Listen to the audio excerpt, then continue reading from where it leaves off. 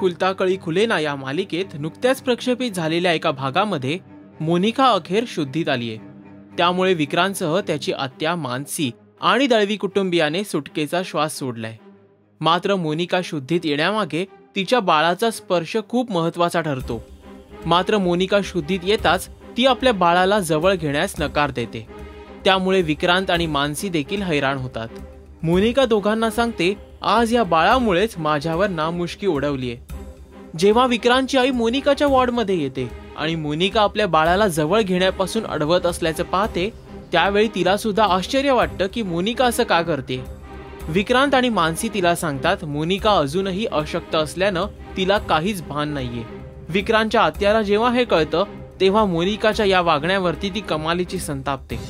मोनिकाने आपल्या बाळाला दूर लोटल्याचा निर्णय घेतल्यानं विक्रांत समोर आणखी मोठं आव्हान उभं ठाकलंय, ते म्हणजे त्यांच्या डिवोर्सची केस आणि दुसरीकडे मोनिकाची ढासळलेली प्रकृती। अशा कठीण प्रसंगातून विक्रांत मार्ग काढणार का? मोनिकाची नवीन खेळी काय उलथापालथ घडवणार? असे अनेक प्रश्न आपल्याला पडले असतील। याविषयीची उत्तर आपल्याला पाहायला मिळतील ते म्हणजे येणाऱ्या भागांमध्ये। यासाठी पाहत रहा खुलता कळी खुलेना या मालिकेचे हायलाइट्स फक्त राजश्री मराठीवर।